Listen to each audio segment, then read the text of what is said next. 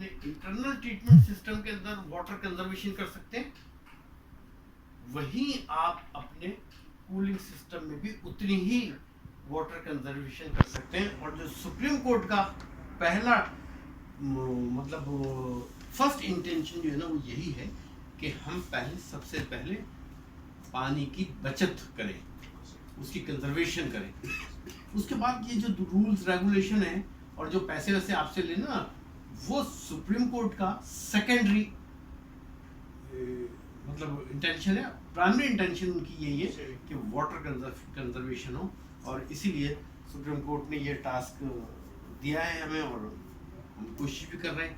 लेकिन अब ये हम यहाँ बात करने से पहले एक बात मैं आपसे करूँगा। देखें, जब हम यहाँ आते हैं तो हमारे आने का मकसद ये होता है कि जी आपसे हम कुछ बातें सीख जाएं, ठीक है, और कुछ बातें अगर हमें आती हैं तो हम आपको बताते हैं। इसी से अगर इसको हम एडजॉइन कर दें, इसको कनेक्ट करें, तो हम ये चाहते हैं कि जो बात हम आपको बता के जा रहे हैं उसके ऊपर आप अमल करें। दोनों बातें होंगी, एक वाटर कंजर्वेशन होगी, दूसरे आपको फाइनेंशियल बेनिफिट होगा। जो काम आप किसी भी ऑर्गेनाइजेशन को बुलाते हैं करने के लिए, मोस्ट ऑफ दी ऑर्गेनाइजेशन जो इस सिस्टम में आजकल काम कर रही है, चाहे वो कूलिंग सिस्टम का हो, चाहे वो इंटरनल सिस्टम का हो, चाहे एक्सटर्नल ट्रीटमेंट का सिस्टम हो, या आपका वेस्ट ट्रीटमेंट सिस्टम हो, उनमें से अगर मैं करीब और पाकिस्तान की ज़्यादातर कंपनीज पे नज़र डालता हूँ तो मुझे नज़र आता है कि इसमें मोर देन 40% तो वो लोग होंगे कि जो मेरे स्टूडेंट होंगे किसी न किसी हवाले से, या मेरे साथ किसी ज़माने में अटैच रहे होंगे, चाहे वो पाकिस्तानी कंपनी हो या कोई मल्टीनेशनल। और वो फिर बात ये होती है कि जी जनाब उसने वो काम किया और नाम भी डेस्कॉन रख दिया बहुत बड़ा, और जनाब 50 मिलियन का पैसे मतलब एक वेस्ट वाटर ट्रीटमेंट प्लांट बना दिया और आप लोगों ने ख़रीद लिया क्योंकि पैसे बहुत ज़्यादा हैं। अदरवाइज तो ये बात, इसकी ज़रूरत नहीं है किसी चीज़ की। जब एक आपको ये बहुत बड़ी एक ब्लेसिंग है अल्लाह ताला की कि आपके पास हम लोग आते हैं, ये सब लोग जो गवर्नमेंट के लोग बैठे हैं यहाँ पे, मतलब I am very much proud कि ये लोग इतने मतलब मेहनती हैं, शौक से आते हैं कि भाई यहाँ पर हम आकर कुछ सीखेंगे भी और कुछ आपको फ़ायदा पहुँचाएंगे। तो जब सब ये लोग मौजूद हैं और गवर्नमेंट ये काम करना चाहती है कि जी हम आप लोगों को गाइडलाइन प्रोवाइड करें, तो फिर किसी प्राइवेट सेक्टर में जाने की, पैसा बर्बाद करने की कोई ज़रूरत नहीं, ठीक है। तो मैं ये उम्मीद रखता हूँ आज कि आप लोग किसी वेस्ट वाटर ट्रीटमेंट प्लांट की इंस्टॉलेशन के लिए किसी ऑर्गेनाइजेशन को हायर करने की ज़रूरत नहीं है। We will provide all kind of drawing, ठीक है ना, तमाम टेक्निकल असिस्टेंस हम आपको प्रोवाइड कर देंगे। आपके जो लोग हैं ना जिनको आप पैसे पे तनख्वाह पे आपने अपने पास अपॉइंट किया हुआ है, इन्हीं की तनख्वाहों में 10-10 हज़ार रुपये इजाफा कर दें। यही लोग खुशी खुशी सारा काम करेंगे, पढ़े लिखे लोग हैं। इनको अगर किसी जगह कोई प्रॉब्लम होगी तो I am always with you, ठीक है। अब यार बेटा अभी तुम क्यों मजाक कर रहे हो यार, अभी पहले थोड़ा सा ये करने दो, उसके कर लेते हैं, उसके बाद चाय पी लेंगे। जी ना, चाय वाला। अच्छा, अब हम जाते हैं कूलिंग सिस्टम पे। लास्टली मैंने विजिट किया है पाकिस्तान में शुगर इंडस्ट्रीज को। बदनसीबी की बात है कि हम दुनिया के उन मतलब पाकिस्तान का नाम टॉप 10 में आता है कि जहाँ सीवियर किस्म का वाटर क्राइसिस है, बट पाकिस्तान में 99% sugar industry they are still using open spray pond for the cooling purpose, ठीक है। जो दुनिया में 50 साल पहले ऑब्सोलीट कर दिया गया, खत्म कर दिया गया, कूलिंग सिस्टम के जरिए कूलिंग करते हैं, जिसको हम कहते हैं open spray pond. Open spray pond की जब हम बात करते हैं तो हमें पता चलता है कि कम से कम 30 से लेके 40% वाटर लॉसेस होते हैं थ्रू विंडेज लॉसेस। लेकिन चूंकि पैसे नहीं देने पड़ते पानी के, पानी बेशुमार है, इस्तेमाल करने वाले जो इंडस्ट्रिस्ट हैं वो बहुत ज़्यादा ताकतवर लोग हैं, गवर्नमेंट की एजेंसीज जो है वो उनसे पैसे लेते हुए भी डरती हैं, और इससे पहले कोई इस किस्म का कंसेप्ट भी नहीं था। अब उनको पता चलेगा कि जब उनसे हम पैसे लेंगे ना पानी के, तो उनको पता चलेगा ये पानी बड़ी कीमती चीज है भाई, अब इसको एहतियात से इस्तेमाल करना है। लेकिन स्टिल शुगर इंडस्ट्रीज जो है they are all using open spirit water. अब हम आ जाते हैं कूलिंग सिस्टम पे। बेटा कूलिंग सिस्टम जो है ना, वो जब हम करते हैं ना, तो आपको पता है कि कूलिंग जो सबसे इम्पोर्टेंट फैक्टर है, उसमें आप करते क्या है, बाज़ जगह तो कूलिंग सिस्टम में जो चीज़ रिमूव की जाती है वो होती है लेटेंट हीट। वो क्या चीज़ होती है? Latent heat. लेटेंट हीट कहाँ से, किस तरह से रिमूव होती है? तो वो लेटेंट हीट रिमूव होती है उस जगह पर जहाँ पर आप ये समझ लीजिए कि सिस्टम आपका अंडर वैक्यूम काम कर रहा है। लेट्स सपोज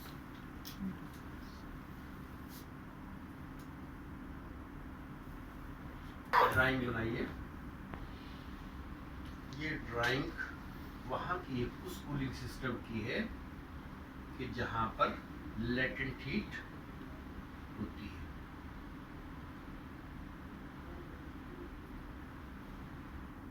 ये वो सिस्टम है जहाँ लेटेंट हीट होती है। कहाँ का सिस्टम है? ये किसी भी पावर जनरेशन का सिस्टम है कि जहाँ इलेक्ट्रिसिटी जनरेट की जाती है। जब इलेक्ट्रिसिटी जनरेट करते हैं ना, तो आपके पास ये एक स्टीम की लाइन आ रही होती है जो सुपर सैचुरेटेड स्टीम होती है, जिसकी हीट एनर्जी, जिसका टेम्परेचर है वो ऑलमोस्ट, छोटा सा भी अगर आपके पास पावर प्लांट है तो मोर देन 350 डिग्री सेल्सियस उसका टेम्परेचर होता है। ये जो है कहलाता है एक्साइटर। ये एक्साइटर है, ये मूव कर रहा होता है। इसके दरमियान में आर्टिफिशियल मैग्नेट लगे हुए होते हैं जो इलेक्ट्रिक, ये जो मैग्नेटिक फ्लक्स प्रोड्यूस कर रहे होते हैं। जब ये मैग्नेटिक फ्लक्स इसमें से प्रोड्यूस हो रहे होते हैं तो ये एक्साइटर इस हीट एनर्जी से, ये स्टीम के जरिए इसको आप मूव करते हैं। कितने पे मूव करते हैं? 3000 आरपीएम पे। 3000 आरपीएम इस एक्साइटर की होता है। आपने देखा होगा ना कि आपके ये जो इलेक्ट्रिकल अप्लायंसेस होते हैं उस पर लिखा होता है कि मतलब चलेगा 220 वोल्ट, 220, और फ्रीक्वेंसी लिखी होती है 50 हर्ट्ज है। तो ये कैसे कैलकुलेट होती है 50 हर्ट्ज? ये ऐसे कैलकुलेट होती है कि आपका ये जो एक्साइटर है, ये एक्साइटर होता है जिसको हम कहते हैं 3000 आरपीएम पे ये चल रहा होता है। जब आप 3000 आरपीएम को, यानी रिवॉल्यूशन पर मिनट, जब आप इसको 60 से डिवाइड करते हैं तो आपका निकलता है 50, दैट इज फ्रीक्वेंसी। ये इस तरह से फ्रीक्वेंसी इसकी कैलकुलेट की जाती है। ठीक है, यहाँ स्टीम ने अटैक किया, यहाँ पर फर्ज कर लीजिए इसका 200 पीएसआई प्रेशर, में एक एग्जांपल लिख रहा हूँ, ठीक है ना। 200 पीएसआई इसका प्रेशर है। ये 200 पीएसआई प्रेशर जैसे यहाँ आके टकराया, इसका प्रेशर यहाँ हो जाता है 0। अगर मैं मेरे पास कोई राइफल और मैं दीवार पर गोली मारूं, तो जब दीवार पर गोली जाके लगेगी ना, तो उसका मोमेंटम वहाँ एक लम्हे के लिए 0 हो जाएगा। उसके वो जो हम कहते हैं ना, थर्ड लॉ ऑफ न्यूटन जो है, reaction and action and reaction always equal but opposite to each other. तो वो जाके जब पहला अटैक करेगी ना, इसी तरह यहाँ पर ये जो हीट एनर्जी, ये जो स्टीम का प्रेशर है यहाँ ड्रॉप करता है। उसके बाद ये एक्साइटर मूव करता है। ये इसमें 2 ब्लेड लगे होते हैं, एक होता है रोटरी ब्लेड, एक होता है स्टेशनरी ब्लेड। ठीक है, रोटरी ब्लेड जो होता है ना, टरबाइन को मूव कर रहे होते हैं, और स्टेशनरी फिक्स होते हैं। ये स्टीम यहाँ से करती अब इसमें ये फर्स्ट स्टेज होता है, ये सेकंड स्टेज होता है, और ये थर्ड स्टेज होता है। ये थर्ड स्टेज इस जगह आते हैं बस। तो ये यहाँ पर आते हैं ना, यहाँ इसका टेम्परेचर था 200 डिग्री सेंटीग्रेड मिसाल के तौर पर। जब ये यहाँ तक पहुँचता है, इसका टेम्परेचर 42 से लेके 47 डिग्री सेल्सियस ले जाता है। बट ये होती स्टीम है इस टेम्परेचर। क्यों स्टीम होती है? कि ये जो मैंने बनाया है पूरा, ये कंडेंसर कहलाता है। ये टरबाइन है पूरी, ये नीचे कंडेंसर है। इस कंडेंसर के अंदर जो वैक्यूम होता है वो 27 मरकरी होता है। 27 मरकरी पर ये 40 42 से लेके और 46 तक ये जो टेम्परेचर होता है इस पर वो स्टीम ही होती है, बिकॉज आपका वो कितना है वैक्यूम 27 मरकरी वैक्यूम।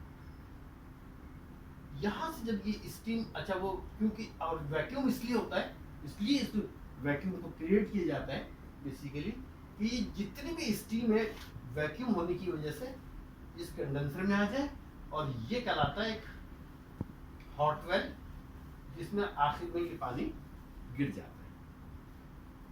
अब सवाल इस बात का है कि ये जो आपके पास यहाँ पर ये कंडेंसर है ना, जो 46 जिसका टेम्परेचर है, जिसका 46 टेम्परेचर है, वो यहाँ पर आपके पास ये जो एक कंडेंसर लगा हुआ है, ट्यूब होती है बहुत सारी, जैसे आपने देखो ट्यूब होती है बहुत सारी, ये यहाँ से आता है अंदर, आने के बाद इसके अंदर सर्कुलेट करता है और दूसरी तरफ से ये पानी निकल जाता है।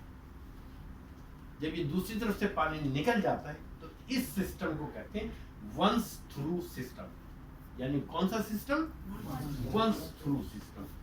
ठीक है, कूलिंग सिस्टम जब हम बात करते हैं तो हमारे पास हमें पता चलता है कि कूलिंग सिस्टम तो फिर दो तरह के होते हैं, एक होता है वंस थ्रू सिस्टम और दूसरा कहलाता है ओपन रिसर्कुलेटिंग सिस्टम।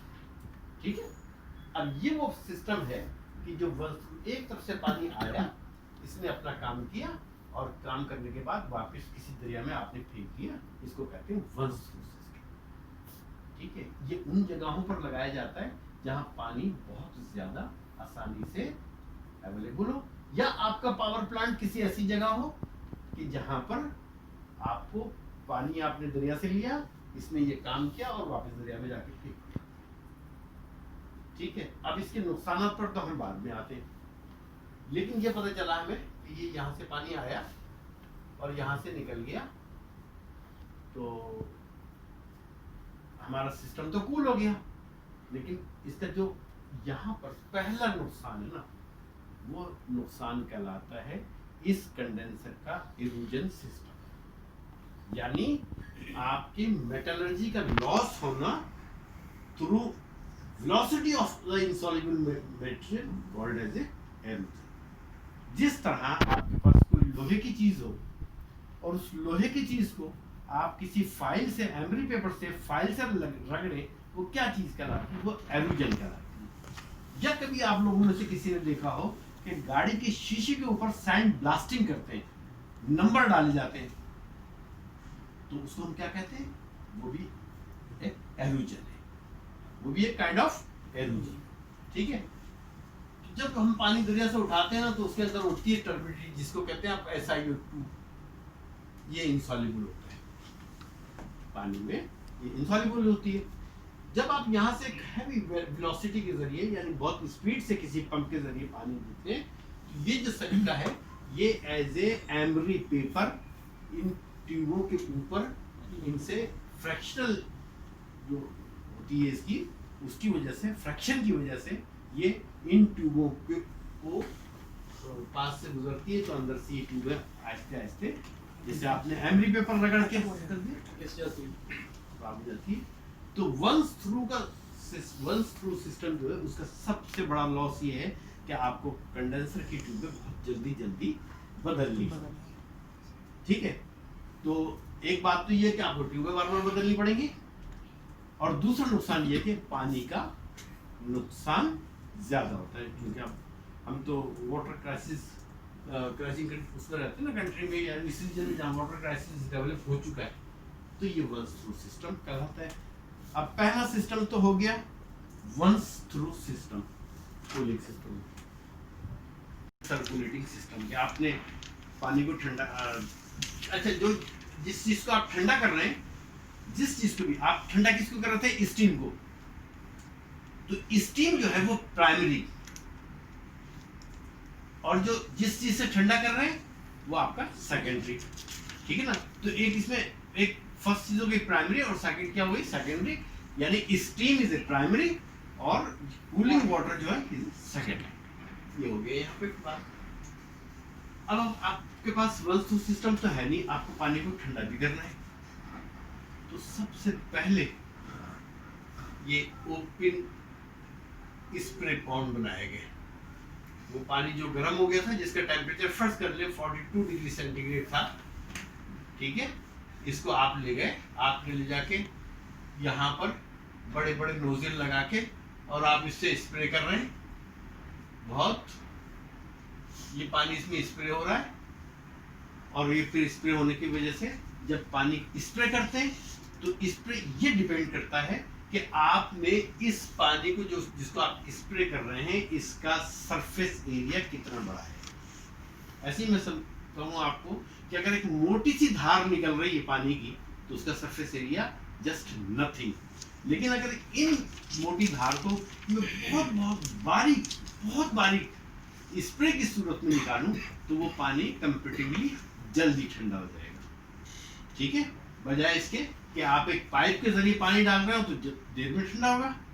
लेकिन अगर आप उसको बहुत ज्यादा सरफेस एरिया बढ़ा दें, उसको बहुत स्प्रे की हालत में ले आए तो वो ज्यादा जल्दी ठंडा हो जाएगा। अब दोनों में क्या नुकसान है? अगर मैं पाइप से गिराऊं तो पानी देर में ठंडा होगा, फायदा क्या होगा उसका कि आपकी जो वाटर लॉसेस हैं वो नहीं होंगे या वो बहुत कम होंगे। अगर मैं इसको स्प्रे करूंगा तो फिर क्या होगा कि मेरा सरफेस एरिया तो बढ़ जाएगा, लेकिन हवा के साथ जो पानी लॉस होगा, जिसको हम विंडेज लॉसेस कहते हैं, वो बहुत ज्यादा हो जाएंगे।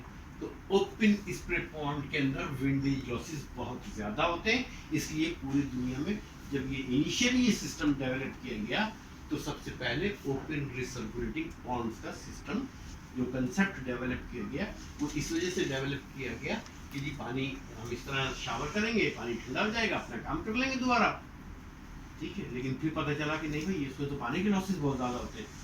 तो फिर दुनिया ने इसको जो रिकंसाइल किया, रिकैलकुलेट किया, उन्होंने कहा कोई और सिस्टम बनाना चाहिए हमें। तो फिर दुनिया ने में जो साइंटिस्ट थे उन्होंने क्या किया कि इसको इन्होंने क्या किया, दोबारा फिर सिस्टम आया जिसको हम स्प्रे पॉन्ड कहते हैं। उसके बाद उन्होंने दूसरा सिस्टम डेवलप किया जिसको हम कहते हैं force draft system. Force draft का मतलब हो गया, ये एक कूलिंग टावर की शक्ल है। फोर्स ड्राफ्ट का मतलब हो गया, आपने ऊपर से ये पानी इसमें शावर किया, ऊपर से ये पानी ऊपर से शावर किया, नीचे से किसी फैन के जरिए आपने अंदर एयर दी और ये एयर आई, ऊपर से पानी शावर हो रहा है, ये एयर बाहर निकल गई इस तरह से। इसको कहते हैं फोर्स ड्राफ्ट सिस्टम। ये दोनों सिस्टम जो हैं इनको बेसिकली हम मैकेनिकल कूलिंग सिस्टम कहते हैं। मतलब ये तमाम जिस पे अब हम बात कर रहे हैं एक्सक्लूडिंग जो वंस थ्रू सिस्टम है, उसके अलावा जो भी कूलिंग सिस्टम है, जैसे वो मैंने ओपन रिसर्कुलेटिंग को बताया, इसी तरह ये फोर्स ड्राफ्ट सिस्टम है, इसको भी हम क्या कहते हैं, मैकेनिकल कूलिंग सिस्टम कहते हैं। अब ये मैकेनिकल कूलिंग सिस्टम में पहला डेवलपमेंट जो हुई वो ये हुई कि हम इसके अंदर फोर्स ड्राफ्ट के जरिए एक पंखा लगा देने के और पंखे से नीचे हवा दें। अभी भी पाकिस्तान में बहुत सारी जगहों पर ये काम कर रहा है। तो ये हो गया फोर्स ड्राफ्ट कूलिंग सिस्टम। इसमें भी वही सूरत थी कि जब आप नीचे से इसमें से एयर दे रहे हैं ना बहुत, तो उससे ये होता था कि विंडेज लॉसेस वहां अगर 30 to 40% है तो यहाँ फर्स्ट के लिए 25% हो गए। फर्दर फिर जब साइंटिफिक डेवलपमेंट आई तो उन्होंने सोचा कि मजीद इसको किस तरह से और कम किया जाए। तो उन्होंने क्या किया कि यहाँ पर उन्होंने इसमें इस तरह के इस तरह से ड्रिफ्ट एलिमिनेटर लगा दिए। ड्रिफ्ट एलिमिनेटर में ये एयर यहाँ से आएगी, यहाँ से इससे जो वाटर जो मॉइस्चर होगा वो टकरा के नीचे गिर जाएगा और एयर इधर से निकल जाएगी। इसको हम कहते हैं ड्रिफ्ट एलिमिनेटर। ठीक है, फिर भी हमें पता चला कि जी हमने ये सब कुछ भी कर लिया, उसके बावजूद भी ये 22% से कम नहीं हो रहा है। विंडेज लॉसेस भी ज़्यादा हो रहे हैं, पानी की कंजप्शन भी ज़्यादा हो रही है। तो हम तो बहुत ही अभी थर्ड वर्ल्ड में रहते हैं ना, तो हमारा कंसेप्ट ही नहीं था कि हम पानी बचाएं। जबकि जो दुनिया में तरक्की याफ्ता कौमें थी, जो सिविलाइज्ड कौमें थी, वो इस बारे में आज से 50 साल पहले से गौर फिक्र कर रही थी कि हम अपने पानी को, अपने नेचुरल रिसोर्सेज को किस तरह बचाएं। उसके बचाने का तरीका ये था कि उन्होंने सोचा कि भाई अब इसको क्या करें। उन्होंने कहा कि इसके ऊपर ड्रिफ्ट एलिमिनेटर लगाते हैं। तो उन्होंने इसमें ड्रिफ्ट एलिमिनेटर लगा दिए, पानी की थोड़ी सी वो कम हुई। उन्होंने कहा जी फोर्स ड्राफ्ट जो है ना ये इतना एफिशिएंट नहीं है, लॉसेस इसको भी है। फिर क्या करें? फिर उन्होंने कहा कि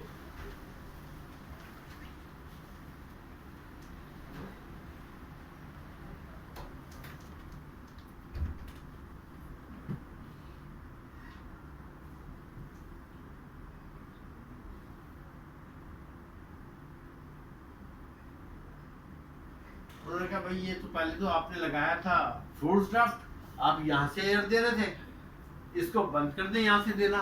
ऊपर से आप एक एग्जॉस्ट फैन लगा दें जिसको कहते हैं इंड्यूस्ड ड्राफ्ट। इसको क्या कहते हैं? Induced draft. आपने क्या किया? यहाँ ऊपर लगा दिया फैन, और इसको लगाने के बाद पता चला कि अगर हम ऊपर से इसके ऊपर एक इंड्यूस्ड ड्राफ्ट लगा दें और लगाने के बाद यहाँ पर नीचे इसको इस तरह से कर दें,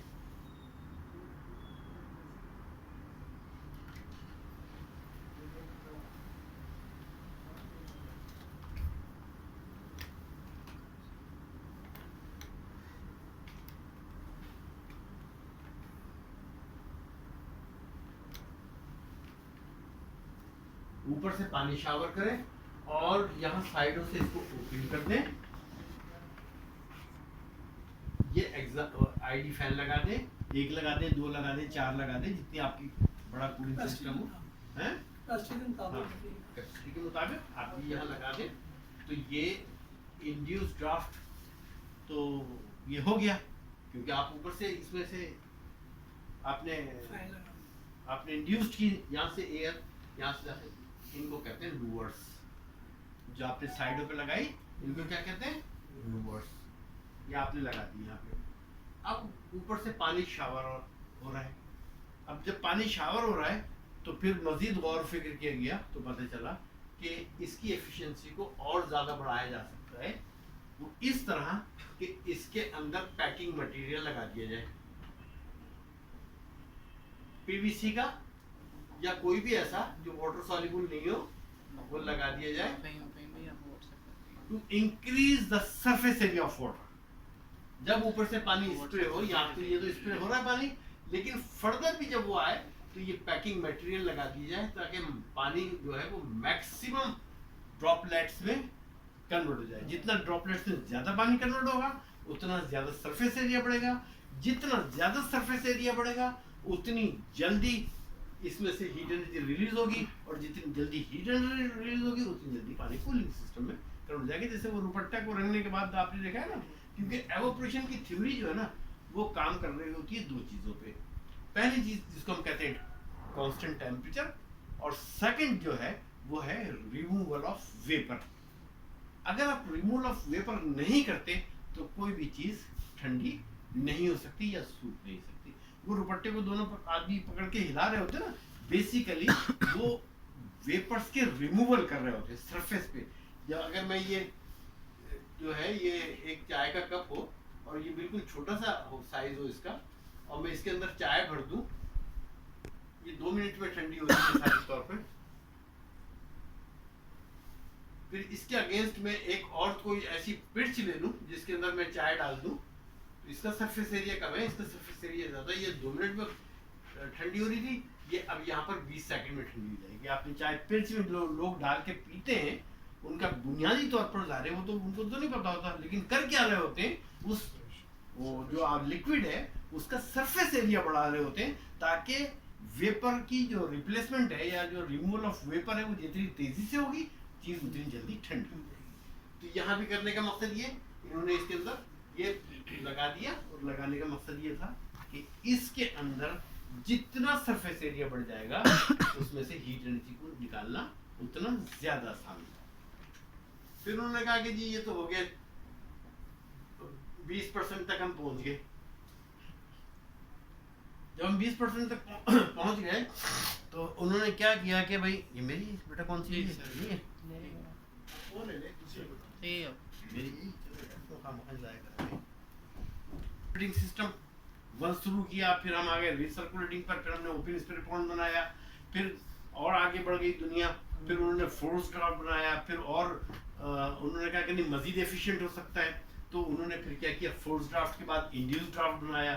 इंड्यूस ड्राफ्ट के बाद जब उन्होंने ये इंड्यूस ड्राफ्ट बनाया, इसका नाम रखा उन्होंने काउंटर फ्लो। ये कहलाता है काउंटर फ्लो, ठीक है। Counter flow, sorry cross flow, cross flow, ठीक है। ये कौन सा कहलाता है? Cross flow. क्रॉस फ्लो की निशानी क्या है कि ये जो लोअर से टॉप टू बॉटम होंगी तो ये क्रॉस फ्लो होगा, ठीक है। फिर मजीद आगे उन्होंने सोचा मजीद इंप्रूवमेंट कैसे की जाए इसमें, तो फिर उन्होंने क्या किया कि ये सारी लोअर्स खत्म कर दी ऊपर से, सिर्फ नीचे के इसकी हाइट, जितनी भी इसकी हाइट है उसकी हाइट से सिर्फ 30-35% पोर्शन जो है उसमें उन्होंने लोअर्स लगाई और बाकी ये सब बंद कर दिया, बाकी सब यहां से ये बंद कर दिया। इसका नाम रखा उन्होंने काउंटर फ्लो। पहले वाला क्रॉस फ्लो, दूसरा वाला काउंटर। इस वक्त दुनिया में जो टेक्नोलॉजी इस्तेमाल होती है कूलिंग सिस्टम में, जो सबसे ज्यादा एफिशिएंट है वो है काउंटर फ्लो। और काउंटर फ्लो में ये तो हम कूलिंग सिस्टम की बात कर रहे हैं ना, जब हम अंदर प्रोसेसिंग की बात करेंगे तो उसमें एक और इम्पोर्टेंट फैक्टर, बड़ी डेवलपमेंट हुई है, लेकिन ये जो जहां पर लोअर्स नीचे हैं ये कहलाता है काउंटर फ्लो। वो ये होता है कि यहाँ पर सिर्फ एयर दाखिल हुई यहाँ से, फिर उन्होंने किया कि जो हमने ड्रिफ्ट एलिवेटर लगाए थे ये एक एक इसको इन्होंने, जो आप साइक्लोन सेपरेटर जैसे बॉयलर के अंदर लगते हैं इस नमूने के, उन्होंने इसके अंदर साइक्लोन सेपरेटर भी लगा दिए, ठीक है। तो दो चीजें इन्होंने इसमें इजाफा कर दी, एक तो ये जो लोअर्स है वो बिल्कुल बॉटम में कर दिए, ड्रिफ्ट एलिवेटर का डिजाइन थोड़ा सा चेंज कर दिया और डबल ड्रिफ्ट एलिवेटर लगा दिए और साथ में ये पैकिंग मटेरियल लगा दिया। उससे ये हुआ कि अब आपके पास जो वाटर लॉसेस थे, जिसको आप एज ए विंडेज लॉसेस कहते हैं, वो विंडेज लॉसेस आपके कम हो गए। अब दो तरह के लॉसेस होते हैं, एक तो लॉसेस वो होते हैं जो थ्रू एवोपोरेशन होते हैं। अगर आप विंडेज लॉसेस सारे रोक भी दें तो जब आप एग्जॉस्ट फैन, आईडी फैन चलाते हैं तो हीट एनर्जी मिलने के बाद जो वेपर्स बनते हैं वो तो बाहर जाएंगे। आप किसी भी कूलिंग टावर पे के सामने खड़े हो जाएं, रात को आप देखें तो आपको उसमें से बुखारात बन के निकलते हुए नजर आते हैं, वो तो एवोपोरेशन लॉसेस है। लेकिन एक वो होते हैं एवोपोरेशन के अलावा कि जो वाटर आपका एयर के साथ वेस्ट हो रहा है उसको हम क्या कहते हैं, विंडेज लॉसेस कहते हैं। और ये क्या कहलाता है, इसको हम कहते हैं विंडेज लॉसेस, और उसको क्या कहते हैं, एवोपोरेशन लॉसेस। तो आप एवोपोरेशन लॉसेस को तो आप नहीं रोक सकते, इसलिए नहीं रोक सकते कि आपको तो उसमें से हीट एनर्जी को निकालना ही निकालना है ना, और जब आप हीट एनर्जी निकालेंगे तो उसके साथ वाटर मॉलिक्यूल्स जो है वेपर्स बन के ज़ाहिर जाएंगे। तो ये इस वक्त दुनिया में जो सबसे ज़्यादा इम्पोर्टेंट लेटेस्ट टेक्नोलॉजी है, that is counter flow cooling system present. अब इसके अंदर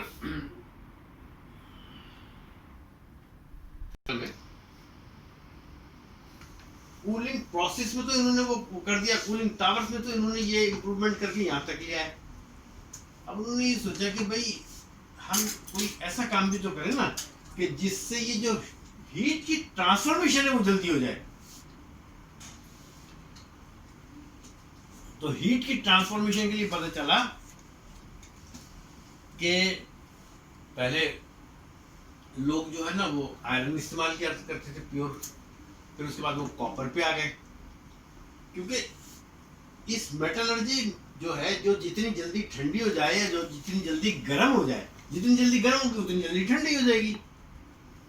तो फिर रिसर्च चीज शुरू की गई, तो पता चला कि अगर इस में 10 मिनट लगते थे कूलिंग में, आयरन में, कॉपर में उन्होंने 10 से कम करके 8 मिनट कर दिए। ये कॉपर की वजह से 8 मिनट में ठंडा हो जाए। फर्दर रिसर्च हुई तो उन्होंने कहा कि इसके अंदर अगर हम रेडियम डाल दें तो 8 मिनट से कम होकर ये 5 मिनट पे आ जाएगा। यानी जो प्रोसेस पहले आपका 10 मिनट में हो रहा था, अब 5 मिनट में होगा रेडियम की वजह से। तो अब जो ये कूलर्स आते हैं बने हुए, अगर आप किसी जगह से बनवाएं और किसी अच्छी जगह से बनवाएं, तो उसके अंदर जो एलॉय कहलाती है, यानी एक से ज्यादा जो मेटल होती है इसको एलॉय कहते हैं। तो वो जो एलॉय है उसके अंदर आपको एक परसेंटेज खास तौर पर मिलती है रेडियम की। एक जिस तरह से जब आप बॉयलर की डिजाइनिंग कर रहे होते हैं तो आपको पता चलता है जी 300 PSI पे चलाना है तो कोई इशू नहीं है, लेकिन अगर 300 से बढ़ के आप कहेंगे जी मुझे 1500 को बढ़ाना है, तो फिर जो आप मेटलर्जी बॉयलर की ट्यूबों में इस्तेमाल करेंगे, ड्रम में इस्तेमाल करेंगे, उसमें आप क्रोमियम की मिकदार बढ़ा देंगे। जितने जितने क्रोमियम आप बढ़ाते जाएंगे उसका प्रेशर बेयरिंग कैपेबिलिटी बढ़ती जाएगी। जो ये पावर प्रोजेक्ट बनाए जाते हैं जिनको जो आप हाई प्रेशर बॉयलर कहलाते हैं, मोर देन 2000 PSI उनका बेसिक मटेरियल उसके अंदर जो इस्तेमाल किया जाता है दैट इज आयरन के बाद क्रोमियम। ठीक है, तो ये बुनियादी तौर पर हमारे इसका कूलिंग सिस्टम है। ये सारा अच्छा, यहाँ तक अगर किसी को कोई चीज नहीं समझ में आई हो आप लोगों में से बेटा है